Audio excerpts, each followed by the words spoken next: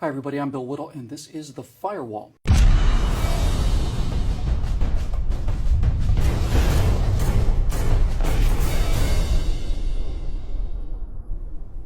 Before we get into what Benghazi is, let's address what it isn't. It isn't irrelevant, it isn't trivial, and it isn't a witch hunt, as many prominent Democrats and their supporters desperately want you to believe.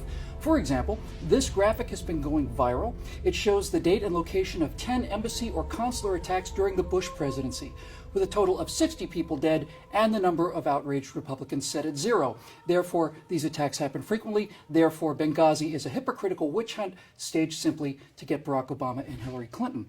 Unfortunately for the millions of people who have seen this graphic and passed it on, one of them, at least one, knows how to read, think, and research. Kyle Becker at the Independent Journal Review took a look at each of these 10 attacks. In 8 of them, the total number of Americans killed was 0.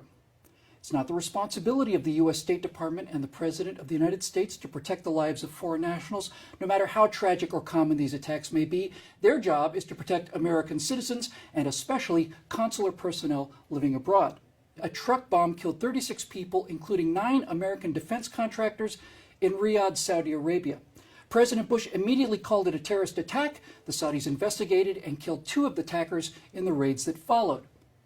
On March 2, 2006, in Karachi, Pakistan, a suicide bomber killed 4, including an American diplomat named David Foy. It was instantly denounced as a terror attack. There were no advance calls for additional security. Mr. Foy was killed instantly with no possibility of rescue, and there was no cover-up or attempt to spin it other than what it was. Every day in America, there are over 6,000 burglaries, but one break-in may be more important than the others because one of those burglaries, Watergate, may go directly to the lawfulness, integrity, and candor of the President of the United States of America. Benghazi matters because it goes directly to the 2 most important qualities in our elected officials, competence and character. Let's go to competence first. Late March 2012, former U.S. Ambassador to Libya, Jean Kretz, calls for additional security assets from Secretary of State Clinton. These requests are ignored. On April 4th, terrorists throw an IED over the consulate wall. On June 6th, terrorists blow a large hole in the consulate gate.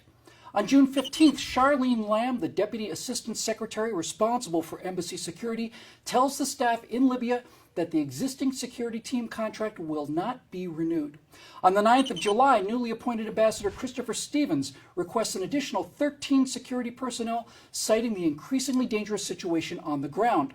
On August 2nd, he sends an urgent cable to Secretary of State Hillary Clinton requesting a protective detail bodyguard.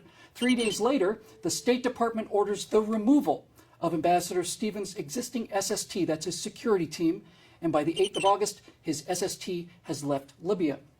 On August 16th, the regional security officer sends an email to Secretary of State Clinton warning of a dire security situation in Libya. On September 10th, top al-Qaeda leader Ayman al-Zawahiri calls for Libyans to avenge the death of his secretary, and on the next day, September 11th, 2012, Ambassador Stevens sends a final warning about lax security. Later that day, he would be captured, tortured, raped, and killed. His body then dragged through the streets. His last unsigned journal entry was another complaint about his security situation. Now, once the attack started, we switched focus from the competence of the Secretary of State to that of the Commander-in-Chief. All times are local times in Washington, D.C. on September 11th, 2012. 3:59 p.m. The Defense Department orders an unmanned surveillance drone vectored to the consulate in response to the first word of the attack. 4:05 p.m. A State Department email officially notifies the Pentagon and the White House of the attack. By 5 p.m. Eastern Time, President Obama, Vice President Biden, and Defense Secretary Leon Panetta are in the White House, and 10 minutes later, the surveillance drone arrives overhead, providing real-time imagery of the events in Benghazi. At 5:40 p.m., the request for FEST, that's the Foreign Emergency Support Team, a counter-terrorist unit specifically trained to rapidly respond to exactly these kind of situations, was officially refused by the State Department. CBS reporter Cheryl Atkinson, who left CBS when they would not cover the story, reported on May 17th of 2014 that a FEST counterterrorism response was ruled out by the White House from the start, to the puzzlement, if not the outright despair, of State and Defense Department officials. At 6:06 p.m., a State Department email said that the terrorist group Ansar al-Sharia claimed credit for the attack within 3 hours of the first shots being fired. By 8 p.m. Eastern, Deputy Chief of the Libya Mission, Gregory Hicks, phones Hillary Clinton and tells her unequivocally that the consulate in Benghazi was hit by a terrorist attack. 2 hours later, at around 10 p.m. Eastern, Clinton and Obama discussed the situation by phone at about the same time as former SEALs Glenn Doherty and Tyrone Woods were killed on the roof of the annex by enemy fire, 6 hours after the first shots were fired. They'd been fighting alone under the eyes of the surveillance drone for 2.5 hours. At 10:30 that evening, Secretary of State Hillary Clinton publicly blames, quote, inflammatory material on the internet, unquote, for the attacks. 3 days later, on September 15th, CNN's Arwood Damon finds Ambassador Stevens' diary, quote, on the floor of the largely unsecured consulate compound where Stevens was fatally wounded, unquote. The diary, like the rest of the sensitive classified documents, had not yet been secured 3 full days after the attack. All right, so much for competence. Now to character. On September 12th, the day after the attack, the State Department's Elizabeth Jones prepared a summary of talks with the Libyan ambassador, which concluded that Benghazi had been a terrorist attack. On September 13th, White House spokesman Jay Carney blamed the attack on an obscure internet video posted months before on YouTube. On the 14th, the first draft of an internal State Department memo blamed terrorists, but 24 hours and 12 drafts later, it would be changed to place the blame of the attack on the internet video. Also on the 14th, standing with Hillary Clinton and the returning coffins, President Obama again blamed the internet video, while Secretary Clinton told Charles Woods, father of the slain Navy SEAL Tyrone Woods, quote, we will make sure that the person who made that film is arrested and prosecuted, unquote. On the 15th, President Obama once again blamed the video for the violence. On the 16th, then U.S. Ambassador Susan Rice blamed the attack on the video, backed up the next day by a State Department official. On the 18th, Carney again blamed the video for the violence. On the 19th, he repeated the claim that there was no evidence that the attack had been pre-planned. On the 20th, both Carney and the president blamed the video, and the White House on that same day spent $70,000 airing apology ads for the video. Finally, on September 21st, a full 10 days after the attack, Secretary of State Clinton finally publicly admits what she'd been told 3 hours after the shooting started. It was a terrorist attack. But that didn't stop the president from announcing to the UN 3 days later on the 25th that the internet video was to blame, adding, the future must not belong to those who slander the Prophet of Islam.